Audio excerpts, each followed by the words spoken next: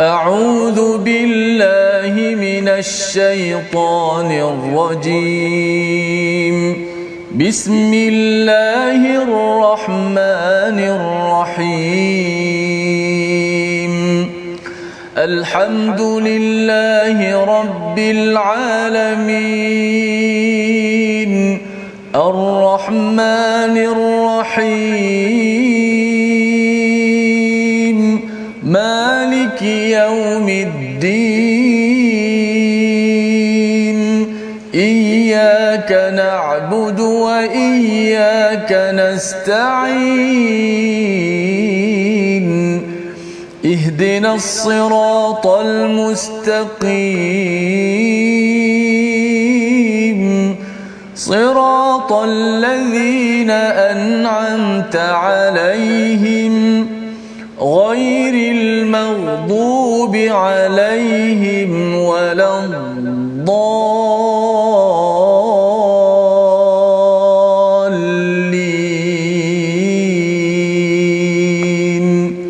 آمين. Assalamualaikum warahmatullahi wabarakatuh. Alhamdulillah wassalatu wassalamu ala Rasulillah wa ala alihi wa man wala syada la ilaha illallah syadana Muhammadan abduhu wa rasuluh. Allahumma salli ala sayidina Muhammad wa ala alihi wa sahbihi ajma'in. Amma ba'du. Apa khabar tuan-tuan dan puan-puan yang dirahmati Allah sekalian? Kita bertemu dalam My Quran Time. Baca faham amal. Pada hari ini kita bersama Al-Fadil Ustaz Tirmizi Ali. Apa khabar Ustaz? Baik, alhamdulillah. Safas hari ini Alhamdulillah. Surah baru kita ini Ustaz. Surah baru Ustaz ya, surah yang mendebarkan ya, kerana surah ini adalah surah Madaniyah.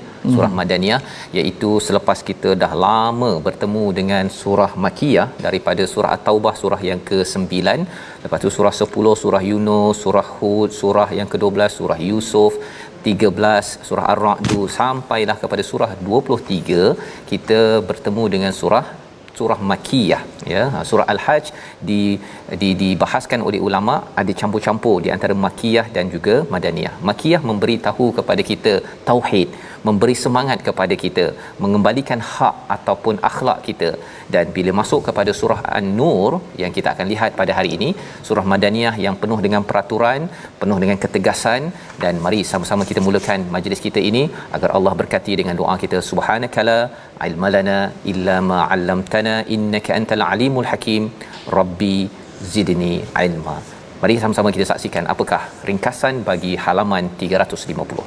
Bermula daripada ayat yang pertama, kita akan melihat keistimewaan dan kelebihan surah An-Nur sebagai sesuatu yang dinantikan, suatu cahaya yang perlu kita sama-sama ajarkan kepada ahli keluarga dan masyarakat kita.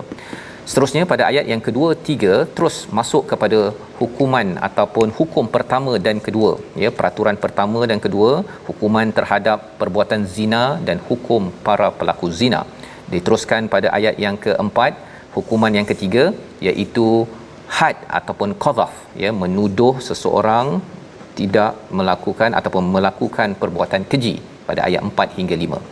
6 hingga 10 kita akan melihat bahagian yang keempat, hukum li'an iaitu menuduh ya, ataupun qadhaf menuduh. Li'an itu hukum dijatuhkan laknat kepada mereka suami yang menuduh isteri ataupun isteri yang menuduh ataupun yang ingin membalas kepada tuduhan si suami. Jadi inilah ringkasan daripada halaman 350.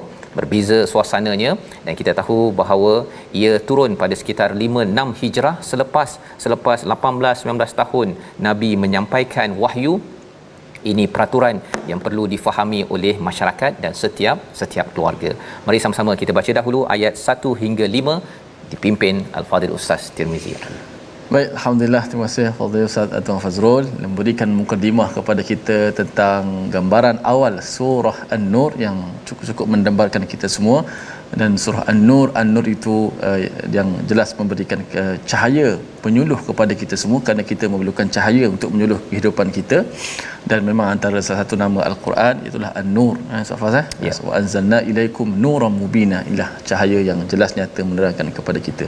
Jom sama-sama yang sahabat-sahabat yang di Facebook boleh terus share rancangan kita, tekan butang share dekat bawah. Yang di rumah boleh share dalam grup-grup WhatsApp ataupun yang ada. Moga-moga kita semua dapat sesuatu daripada perkongsian, dan sudah pastilah bersama dengan sebaik-baik kalam, iaitu kalamullah. Surah An-Nur kita baca ayat 1 hingga ayat yang ke-5 terlebih dahulu. أعوذ بالله من الشيطان الرجيم بسم الله الرحمن الرحيم سورة أنزلناها وفرضناها وأنزلنا فيها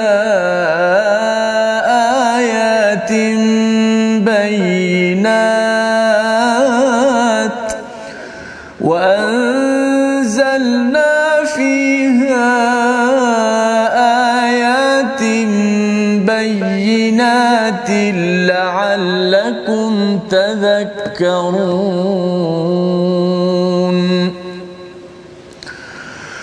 الزانية والزاني فاجلدوا كل واحد منهما 100 جلدة ولا تأخذكم بهما رأفة في دين الله إن كنتم تؤمنون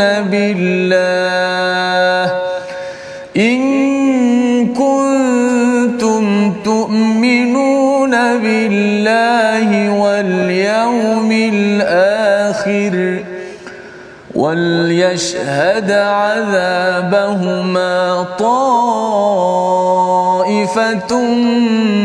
من المؤمنين الزاني لا ينكح إلا زانية أو مشركة والزانية لا ينكحها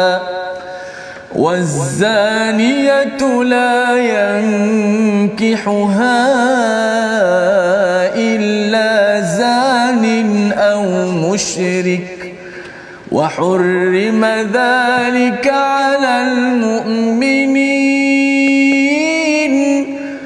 والذين يرمون المحصنات ثم لم يأتوا بأربعة شهداء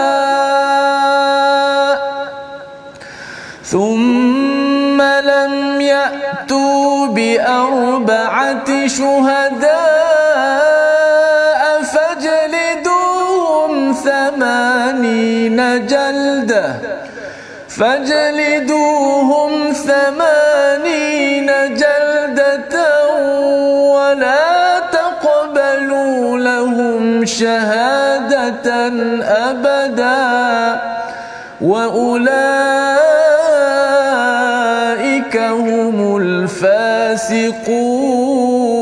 الفاسقون إلا الذين تابوا من بعد ذلك وأصلحوا فإن الله غفور رحيم صدق الله العظيم. Surah Al-Nazim, gitulah bacaan ayat 1 hingga 5 surah yang ke-24, surah yang diturunkan ketika sekitar 5-6 Hijrah, iaitu surah An-Nur. Ayat yang pertama, inilah surah yang kami turunkan dan kami wajibkan kamu menjalankan hukum hakamnya.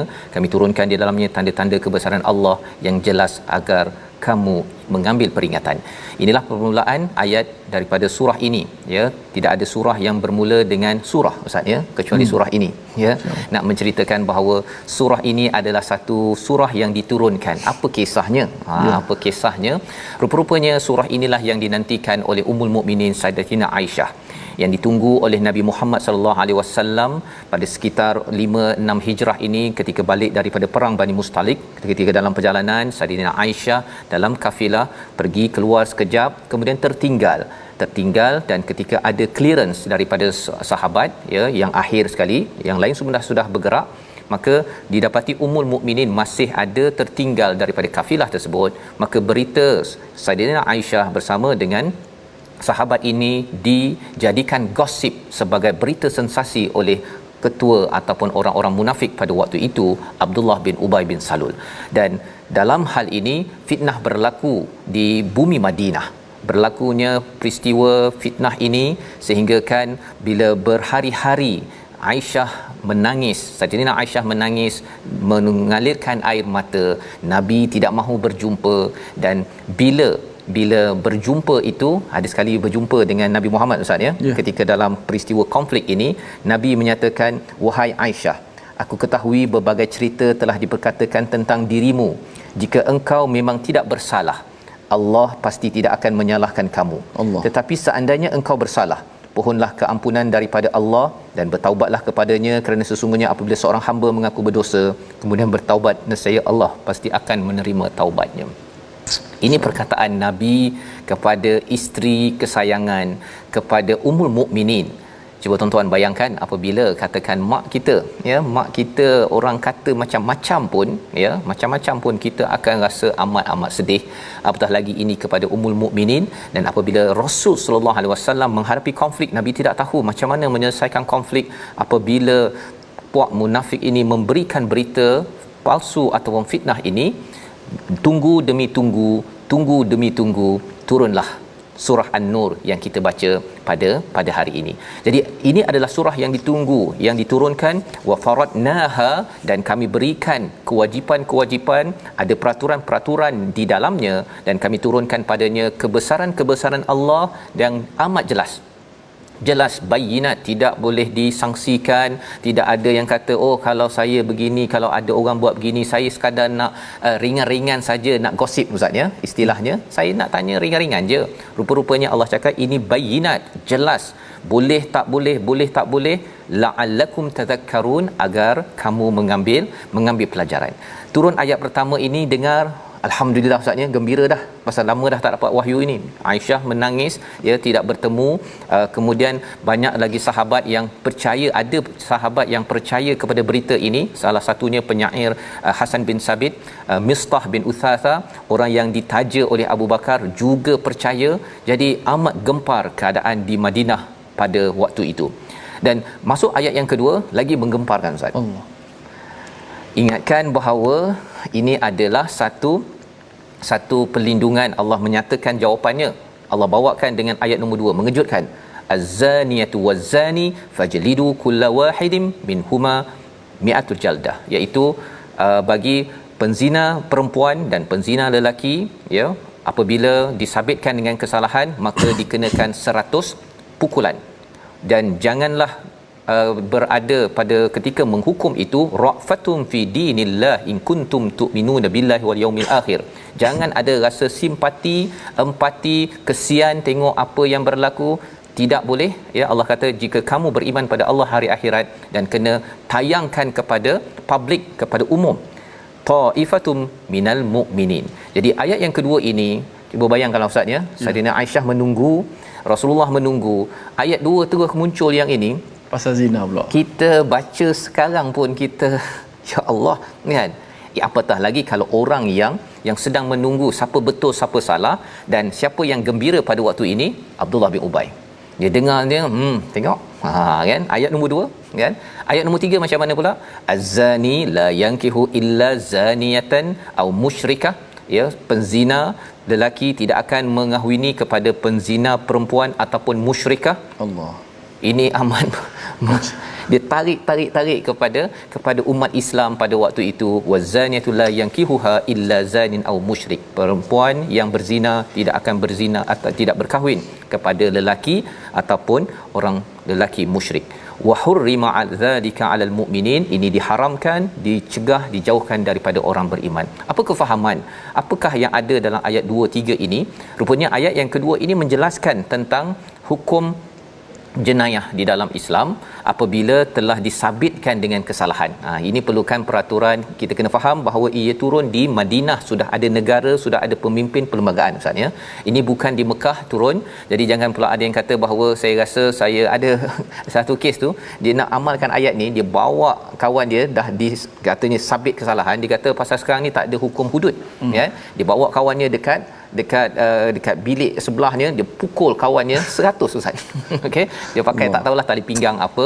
Tuan-tuan, surah ini adalah surah Madaniyah, ada peraturan. Itu sebabnya surah-surah ini kena faham macam mana pengamalannya pada zaman Nabi, bukan boleh dibuat begitu sahaja ataupun rasa tak puas hati kan. Kita rasa kita dah baca ayat ini, besok kita kena buat terus Ustaz. Ya, buatlah dekat mana-mana mahkamah apa sebagainya. Tidak semudah itu. Kerana apa? Kita kena faham sejarah Nabi 13 tahun di Mekah tambah 5 tahun di Madinah, ya, 18 tahun mendidik dengan pendidikan tauhid, dengan akhlak, kemudian baru Allah turunkan peraturan ini, ya. Jadi paling kurang berapa Ustaz? Berapa tahun kena didik tu? 15 campur 5 18 tahun, 13 campur 5. Ya, 18 tahun bukanlah maksud spesifik 18 tahun, tapi pendidikan amat penting. Pendidikan amat penting. Dan inilah yang berlaku dalam ayat yang kedua.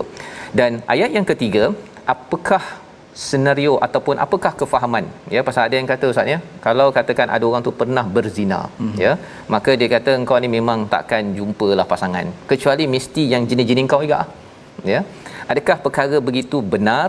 Sebenarnya bila istilah zina digelar az-zani ataupun az-zaniyah, itu maksudnya orang ini dia terlibat dengan perkataan dengan jenayah zina dan dia telah disabitkan kesalahannya oleh mahkamah, ya, oleh mahkamah ataupun oleh hakim yang menilai perkaranya dan sebagainya, maka barulah boleh kita gelarkan sebagai az-zani. Kan. So kalau katakan dia mengaku begitu sahaja Ustaz, ya, sebenarnya dia tidak boleh lagi digelar az-zani. Tak boleh. Jangan pula kata kau ada buat hal dulu, engkau sebenarnya tidak boleh. Kerana apa? Kerana ianya belum dijatuhkan hukuman dan tidak digazetkan, dan kita tidak boleh menuduh orang lain, ya, tidak boleh menuduh orang lain untuk menyatakan terlibat dengan perkara zina itu. Sebabnya pada ayat yang keempat, satu peringatan yang penting untuk kita ajarkan. Itu sebab surah An-Nur ini adalah surah yang perlu diajar dalam masyarakat.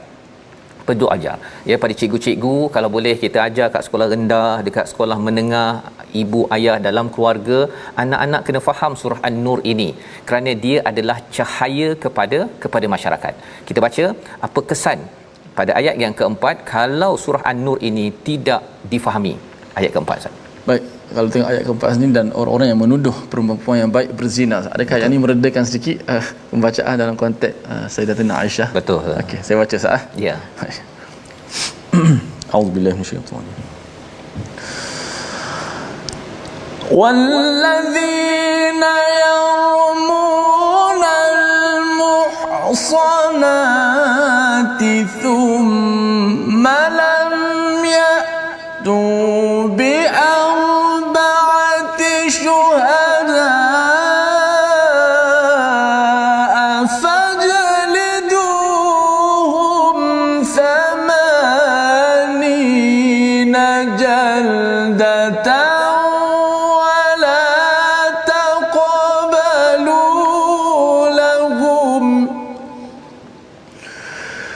ولا تقبلوا لهم شهادة أبدا وأولئك هم الفاسقون.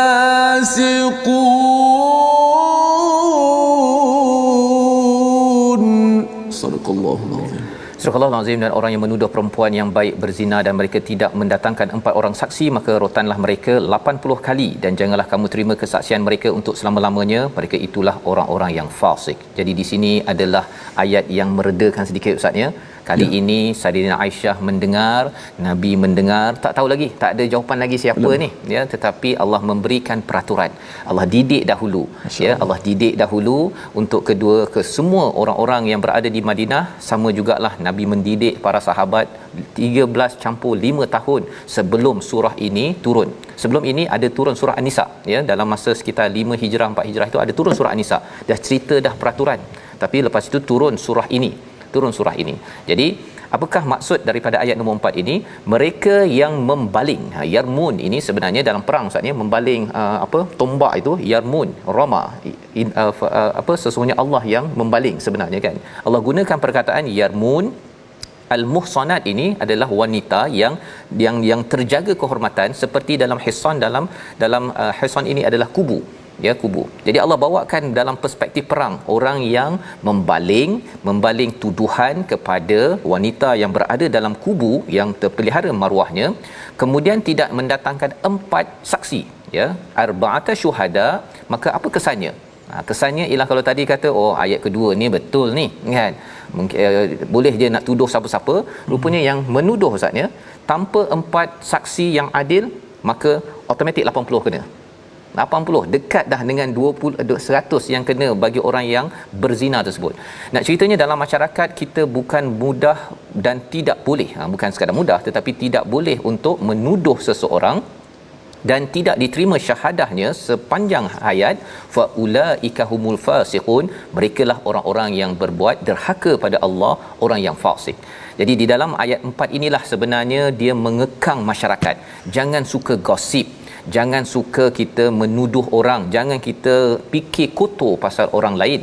Walaupun ada beberapa perkara itu kita kena serahkan pada mahkamah, jangan kita share dekat Facebook, bukannya penceramah kongsi nama orang tertentu untuk dibincangkan di halayak ramai. Itu bukan kaedah yang dinyatakan dalam surah Al-Mu'minun. Khawatir apa? Rupa-rupanya orang yang menyebarkan itu 80 perlu disebat. Kerana apa? Kerana fasik, kerana berbuat derhaka kepada Allah Subhanahu Wa Taala. Allah kata kalau dah pernah buat begini, kena bertaubat dan baiki diri, dan Allah boleh ampunkan, tetapi ia adalah sesuatu yang amat serius dalam kehidupan. Belum selesai lagi kes Saidina Aisyah, tapi kita lihat dahulu perkataan pilihan kita pada hari ini, iaitu sara ataupun sawara, mendaki ataupun memanjat. 17 kali disebut di dalam Al-Quran, dan hari ini kita berkenalan dengan surah. Surah ini sebenarnya macam benteng Ustaz ya, dinding. Jadi sebenarnya bila datang satu surah ini kita kena memanjat ya, nak mengenal kepada kota An-Nur. Kota An-Nur dia berbeza dengan kota Al-Mu'minun yang kita bincang sebelum ni. Dia punya suasananya lain. Pergi kota An-Nur, dia punya perkataan-perkataannya penuh dengan ketegasan. Kerana apa? Kerana bila masyarakat dah bercampur dengan golongan-golongan yang mulia, yang ada penyakit hati, peraturan perlu diberi. Bukan sekadar nilai kita belajar dalam banyak surah Makkiyah. Madaniyah ini ada peraturan. Kadang-kadang kita ada nilai, kita nak menghormati, menjaga nyawa, tapi peraturannya adalah berhenti di lampu isyarat. Itu peraturan. Inilah peraturan yang Allah bekalkan, dan kita akan sambung sebentar lagi My Quran Time, baca faham aman insya-Allah. Insya-Allah.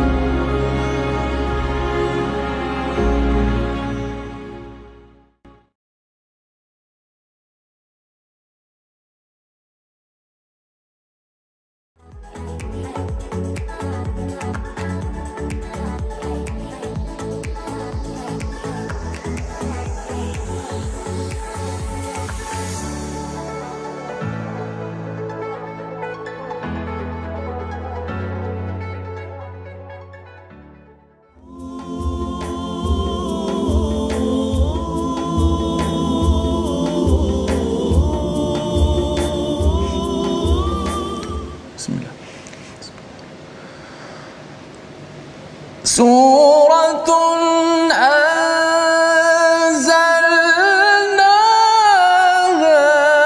wa faradnaha wa anzalna fiha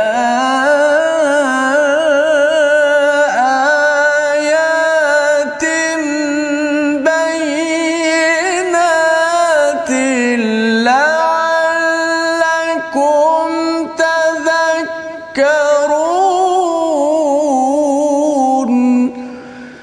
Inilah satu surah yang kami turunkan dan kami wajibkan kamu menjalankan hukum hakamnya.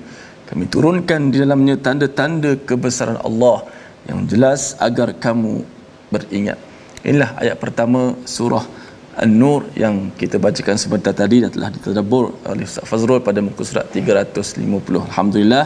Terima kasih kepada semua penonton-penonton, sahabat-sahabat, terus sabar, terus setia, istiqamah dalam My Quran Time, baca, faham, amal. Moga-moga inilah kebaikan yang sedikit ini Allah Taala memandang kita dengan pandangan rahmat dan memberatkan timbangan amalan kebaikan kita, insya-Allah. Baiklah, kita mengaji sikit tajwid sebelum kita nak teruskan perjalanan yang penting dalam surah An-Nur ini.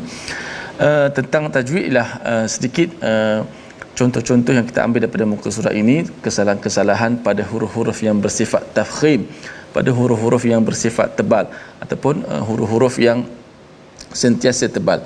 Ada beberapa dalam ayat yang kita baca sebentar tadi. Antaranya ialah pada ayat yang kedua, wal yashhad azabahuma taifah. Perkataan ta itu dibaca dengan tebal, ta. Apatah lagi huruf ta itu berbaris di atas. Dan selepasnya pula ada pula huruf mat, alif, yang menjadikan dia panjang itu lama, yang menjadikan dia tebal itu lama sedikit berbanding huruf ta yang tidak ada mat selepas itu. Kalau kita sebut an tabaq, siratal ladzi, tebal sama tapi sekejap saja. Ini baris atas ada pula mat yang mana kita kena panjangkan suara tebal pada huruf ta dan ada alif selepas itu.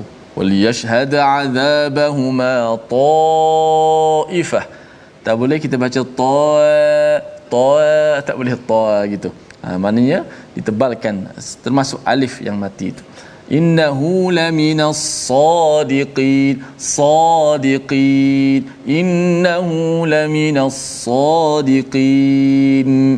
Wal khamisata anna ghadaballahi 'alayha wal khamisata. Maknanya bila huruf itu berbaris di atas, maka itu tingkatan tebal yang paling tinggilah. Apatah lagi selepas itu ada pula alif ataupun huruf mati di situ. Maka terjaga huruf-huruf ini yang tebal ini, dan selepas ini kita masuk pula pada hukum yang kedua yang membicarakan tentang tebal. Kadang-kadang huruf tu tebal, kadang-kadang huruf tu nipis pada huruf alif, lam dan juga ra. Baik, terima kasih. Wallahu a'lam. Baik, terima kasih jawabkan pada Ustaz Tirmizi menyampaikan sebentar tadi bagaimana tajwid untuk kita sama-sama terus membaca dengan cara yang terbaik. Dan kita berada pada surah baru, tuan-tuan yang baru bersama pada hari ini, jemput untuk terus share bersama surah An-Nur, surah Madaniyah yang penuh dengan pelajaran, dan kita tahu ianya turun dalam peristiwa Al-Ifk sebagai satu pelajaran untuk kita, sebagai nur kepada masyarakat, dan digalakkan untuk kita kena pastikan surah ini difahami peraturannya dalam keluarga, dalam keluarga. 26 ayat pertama ini banyak bercerita tentang masyarakat, kemudian pada ayat 27 bercerita tentang disiplin dalam rumah. Itu yang menyebabkan kita perlu ajarkan dalam rumah tangga kita dan juga masyarakat kita. Jadi kita nak meneruskan Ustaz bacaan daripada ayat yang ke-6 hingga 10. Cuma sebelum itu, kalau kita melihat apa yang telah dinyatakan tadi dalam muka surat ini, halaman ini pendidikan. Peraturan demi peraturan demi peraturan Allah nyatakan. Saidina Aisyah sedang menunggu kami ni kan, dah perit dah ini, Nabi Muhammad, sahabat, mereka nakkan jawapan, tapi Allah beritahu dahulu perlembagaan peraturannya, letakkan bahawa ini datang daripada siapa? Daripada Allah Subhanahu Wa Taala. Dan ada banyak pelajaran dalam peraturan ini. Antaranya kalau bercakap tentang siapa yang menuduh, kena ada 4 saksi. Sepanjang sejarah Nabi Ustaz tak pernah ada kes.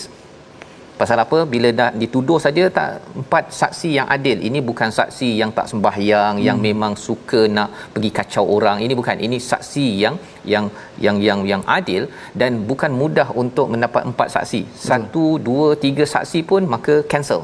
Tidak akan dapat berjaya, maka orang yang menuduh itu akan kena sebat. Tapi kalau zaman sekarang ini Ustaz, nak tuduh orang itu dia semudah itu je. Kan, lepas tu masuk mahkamah, kan. Sebenarnya sebelum masuk mahkamah sahaja, sebenarnya apabila tidak dapat 4 saksi, nanti kita akan jumpa sekali lagi Allah cakap orang yang tak bawa 4 saksi itu sebelum bawa ke mahkamah, sebenarnya dia adalah penipu. Awal-awal lagi Allah dah isytiharkan dia penipu sebelum masuk mahkamah.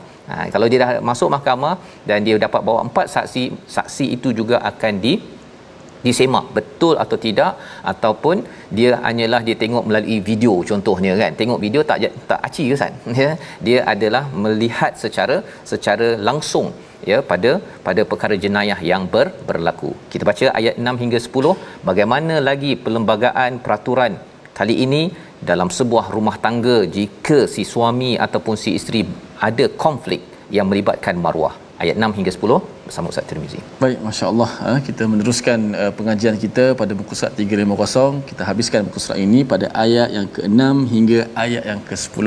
Moga-moga lidah kita semua, diri kita semua sentiasa disibukkan dengan al-Quran. Ada sebuah satu kata-kata tu saya lupa siapa yang kata, dia kata kalaulah kita disibukkan selain daripada al-Quran, melebihi al-Quran, maka ketahuilah bahawa itu adalah perkara yang sangat buruk untuk dirimu. Maka mudah-mudahan kita semua ni sentiasa disibukkan dengan Al-Quranul Karim. Amin ya rabbal alamin. Ayat 6 hingga ayat 10. Jom. A'udzubillahi minasyaitanir rajim. والذين يرمون أزواجهم ولم يكن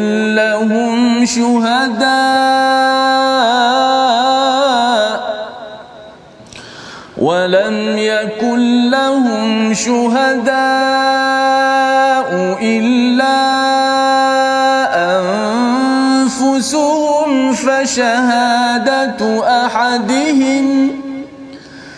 فشهادة أحدهم أربع شهادات بالله إنه لمن الصادقين والخامسة أن لعنة الله عليه إن كان من الكاذبين ويدرأ عنها العذاب أن تشهد أربع شهادات بالله إنه لمن الكاذبين والخامسة أن غضب الله عليها إن كان من الصادقين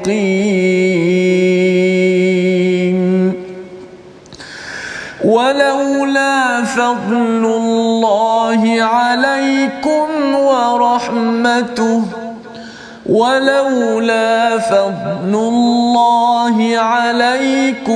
ورحمته وأن الله تواب حكيم. صدق الله العظيم. Surah Al-Azim ayat yang ke-6. Dan orang yang menuduh isterinya berzina padahal mereka tidak mempunyai saksi selain diri mereka sendiri, maka kesaksian orang itu ialah 4 kali bersumpah dengan nama Allah bahawa sesungguhnya dia termasuk orang-orang yang berkata benar. Inilah qadhaf, ya, iaitu menuduh pasangan ataupun isterinya melakukan perbuatan keji zina. Maka kalau tidak ada saksi, ya, tidak ada saksi, si suami sahaja yang menuduh kepada isterinya, ya, kerana banyak sebab, sama ada benar berlaku ataupun kalau menuduh ni maksudnya benda yang tak pasti berlaku, adalah kerana ada masalah, mungkin ada isu harta, isu dengki, macam-macam, ya, banyak sebab. Ini yang kita boleh faham. Maka apa yang perlu dibawakan ialah syahadah, kena bersaksi di mana dengan 4 kali syahadah ataupun 4 kali sumpah bahawa dia adalah orang yang betul, ya, maksudnya si suami betul, si isterinya yang salah, ustaz, ya. Itu adalah hukum ataupun panduan qadhaf. Wal khamisah pada ayat yang ke-7, iaitu pada kali kelima dia bersumpah bahawa dia akan dilaknat oleh Allah jika dia adalah pendusta yang menuduh kepada si isterinya. Ya, jika kalau katakan dia masuk mahkamah, maka dia akan dia bawalah, dia tak boleh dekat rumah je, ustaz, ya, kena jumpa hakim. Ini semua kena pakai hakim, kena ada institusi hakim dan negara, ya, bukannya boleh pakai kawan-kawannya. Okey 4 kali, kali kelima okey dah habis, kan. Kerana nak menceraikan ke, bergaduh dan sebagainya, Allah bawakan di sini. Jadi apakah cara nak menepis, bukan menepis kepada kalau si suami menuduh? Maka Allah bawakan pada ayat nombor 8, wayadra'u, ya, wayadra'u, dara'a ini maksudnya kita hindarkan, nak menepis setepis-tepisnya, kerana si isteri itu kata bukan dia. Kalau dia nak menepis anhal azab pada ayat ke-8, ya, isteri itu terhindar daripada hukuman apabila dia turut bersumpah 4 kali atas nama Allah bahawa suaminya benar-benar termasuk orang-orang yang berdusta. Maksudnya kalau dia tak tepis, maksudnya dia kena hukum, ustaz, ya. Hukum, kalau katakan hukuman bagi orang yang sudah berumah tangga, yang sudah berkahwin, mereka itu direjam, ustaz. Direjam sampai mati. Itu ada perbincangan yang kata itu tak ada pun dalam Quran. Sebenarnya itu peraturan meneruskan legasi Nabi Musa alaihi salam. Ada dua peraturan yang masih kekal, iaitu rejam sampai mati bagi yang dah berkahwin, yang berzina, dan juga yang keduanya ialah kalau mereka musyrik ataupun murtad, maka mereka juga direjam ataupun kalau zaman Nabi Musa, Ustaz, dia kena bunuh diri tu. Ya, itu taubat bagi orang yang murtad. Bila dah dididik tak nak kembali, maka itu legasi Nabi Musa, ya, yang diteruskan oleh syariat Islam, dan itu yang dilakukan oleh Nabi Muhammad sallallahu alaihi wasallam, kerana Quran meneruskan, ya, ada benda yang ada peraturan yang tidak dihapuskan. Baik. Jadi di dalam ayat yang ke-8 ini, si isteri perlu menyatakan 4 kali sumpah bahawa yang si suaminya itu berdusta, ya, dan kali kelima anna ghadaballahi 'alaiha. Nah, bukan laknat tetapi ghadab, ustaz, ya. Ghadab ini kita jumpa dekat mana perkataan ini? Kita jumpa dalam surah Al-Fatihah. Surah Fatihah, ghairil maghdubi 'alaihim, adalah kumpulan orang yang dia tahu kebenaran tetapi dia berpaling. Jadi kalau si isteri ini bila dia dah tahu dah yang si suami dia betul, maka dia jangan berpaling. Kalau dia berpaling, dia tetap cakap juga sumpah kelima bahawa dia betul, suami dia salah, maka dua-dua tak kena hukum lah, ustaz. Ya, dua-dua tak kena hukum, tapi hukuman ini akan berpindah ke mana? Ke akhirat.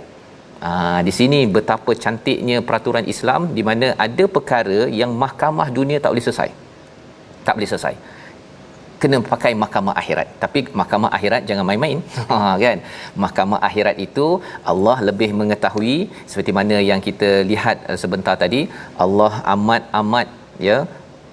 menjaga maruah bagi setiap manusia. Amat menjaga maruah setiap manusia. Allah yang ciptakan. Allah lebih layak lagi untuk menjaga hak dan juga maruah ini, maka Allah berikan peraturan ini. Peraturan ini untuk menjaga maruah, menaikkan status harga seorang manusia. Pasal ada orang kata, ustaznya, kalau kena pukul tadi tu, ini macam barbarian, zaman dahulu kala nak pukul-pukul. Zaman sekarang ni kita bagi motivasi je lah, kan. Tapi kena ingat bahawa apa, kita ni bukan kita punya, kan. Anak kita bukan kita yang cipta. Ia adalah milik Allah, dan Allah lebih mengetahui apakah panduan di dalam ayat ini. Jadi ini adalah peraturan. Saidina Aisyah mendengar, ustaz, rasa-rasanya selesai? Belum selesai. Belum lagi. Nabi Muhammad sallallahu alaihi wasallam mendengar ayat ini masih belum selesai, ya. Tetapi menariknya ayat 10 kita nak baca sekali lagi. Ayat ini memberi panduan kepada kita, ya, satu ayat yang banyak kali berulang di dalam surah An-Nur ini, bahawa sebenarnya fadal rahmah Allah itu amat penting. Kita baca dahulu sekali lagi ayat yang ke-10 pada hari ini. Silakan, ustaz. Baik, kita baca ayat terakhir untuk hari ini, muka surat ke-350 ni, ayat terakhir itu ayat ke-10 tentang fadal dan rahmat daripada Allah Subhanahu Wa Taala. Moga-moga kita semua mendapat kelebihan ini dan rahmat daripada Allah dengan Al-Quran. Moga Al-Quran lah yang menjadi perkara yang paling menyibukkan kita berbanding dengan kitab-kitab bacaan yang lain. Kerana kalaulah selain daripada itu yang menjadi keutamaan kita, maka kita sangat rugi dan perkara yang buruk sebenarnya untuk diri kita. Baik, kita muhasabah diri kita. Baca ayat yang ke-10. A'udzubillahi minasyaitanir rajim. Bismillahirrahmanirrahim. Walaula fadlullahi alaikum wa rahmatuhu wa anna Allaha tawwabun hakim. Sadaqallahu. Sadaqallahul azim. Dan sekiranya bukan kerana kurniaan Allah dan rahmatnya kepadamu, nescaya kamu akan menemui kesulitan, dan sesungguhnya Allah Maha penerima taubat lagi Maha bijaksana. Ya, sebenarnya ayat ini walaula fadlullah, kita nak faham dulu Ustaz ya. Apa maksud fadl? Fadl ini kalau kita tengok ada orang yang dapat kereta, dia dapat rumah besar, dia dapat pangkat besar, itu adalah kurniaan daripada Allah Subhanahu Wa Taala. Suatu perkara yang besar. Dan salah satu daripada fadl yang besar dalam hidup kita ini adalah kita mendapat Quran, kita mendapat iman, itu juga adalah fadl, kurniaan daripada Allah, lebih berharga. Macam katakan kita ajak orang kepada Quran, pada Islam Ustaz ya, lebih baik fadlnya itu daripada unta merah. Oh, dalam hadis kan? Baju merah. Unta merah ya. Zaman sekarang ini kira kereta yang ada lambang kuda merah itulah ya. Itu maksudnya orang rasa wah ini berharga sangat. Kalau kita dapat mengajak orang, tuan-tuan ya, itu sebabnya tuan-tuan boleh share ya, boleh kongsikan dengan rakan yang beragama Islam, yang bukan beragama Islam. Kalau dia dapat hidayah kembali kepada ajaran agama ini, sebenarnya kita mendapat fadal bukan sekadar dapat kereta rumah sahaja, tetapi mendapat nilai yang lebih daripada unta merah. Zaman dahululah, zaman sekarang ni kereta yang ada lambang kuda warna merah yang harganya mahal dan lebih daripada itu daripada Allah Subhanahu Wa Taala. Jadi Allah menceritakan tentang surah An-Nur. Jadi Allah ulang banyak kali. Ini kali pertama Allah kata kalau bukan kurniaan Allah, maka Allah berhenti sampai situ je Ustaz ya. Bukan kerana kurniaan Allah, kalau bukan kerana rahmat kasih sayang Allah, begitu saja ayatnya. Dia sebenarnya kalau dalam hidup kita ni, kalau kamu tak dapat kasih sayang mak, kamu rasanya tak sampai sekarang ini dapat bermuncul dekat My Quran Time. Contohlah Ustaz ya, kalau mak tu tengah marahlah tu kan. Ya. Jadi ketika dalam peristiwa ini bila Allah kata walaula fadlullahi alaikum wa rahmatuh, jika bukan dengan kurniaan dan kasih sayang Allah ... Okey, lebih kurang gitulah Ustaz ya. Maksudnya akan rosak masyarakat ini, akan rosak kerana apa? Setiap hari orang boleh buat fitnah Ustaz. Zaman sekarang ni orang boleh je buka saja mata, tengok social media dan boleh terus dia cakap sebenarnya boleh percaya ke si A ni. Contohnya. Lepas tu orang lain pun bergosip. Ya, kalau tuan-tuan ada mengikuti page halaman gosip ya, website, program yang memang cakap pasal orang lain, gosip benda yang tak betul, tuan-tuan unfollow saja tuan-tuan. Pasal apa? Itu tanda kita ini menolak fadal, kita menolak rahmat kasih sayang daripada Allah Subhanahu Wa Taala. Kerana ini peraturan dalam muka surat ini adalah sebagai permulaan sebelum Allah memberitahu bagaimana penyelesaian isu al-ifk yang kita akan tengok pada hari esok insya-Allah pada ayat yang ke-11. Di hujung itu Allah kata wa annallaha tawwabun hakim. Allah ini Maha penerima taubat. Allah ini adalah Maha bijaksana, hakim yang paling bijaksana. Ya, kalau kita ada kesilapan, Allah menerima taubat. Dan kalau kita ini adalah orang yang tidak dihakimi dengan adil. Ini ayat ini tawwabun hakim ini Ustaz ya. Dia ada pelbagai perasaan di sebalik nama ini ya. Saidina Aisyah pada waktu ini dia tahu bahawa dia adalah seorang insan ingin kembali kepada Allah. Dalam masa yang sama dia tahu bahawa tidak ada hakim, nabi pun tidak boleh menilai siapa yang betul, siapa yang salah pada waktu itu.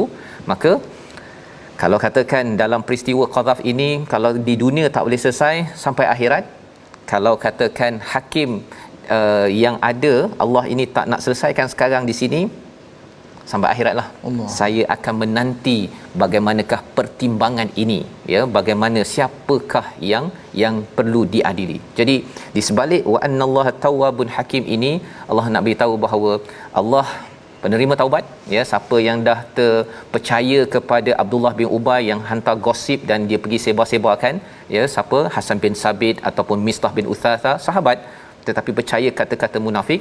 Zaman sekarang tuan-tuan, kalau kita pernah share benda-benda yang tak betul, kita kena bertaubat. Kita sama-sama bertaubat pada hari ini dan kita tahu bahawa hakim di sini adil tak adil, tetapi ada hakim yang maha adil yang akan memberi peraturan penghakiman yang paling adil. Apakah sambungannya? Bolehkah kita share fitnah ataupun kita sebar-sebarkan ataupun sekadar tanya kita ni nak borak ringan-ringan je ya, apa cerita terbaru? Bolehkah? Itu kita akan bincang pada hari esok.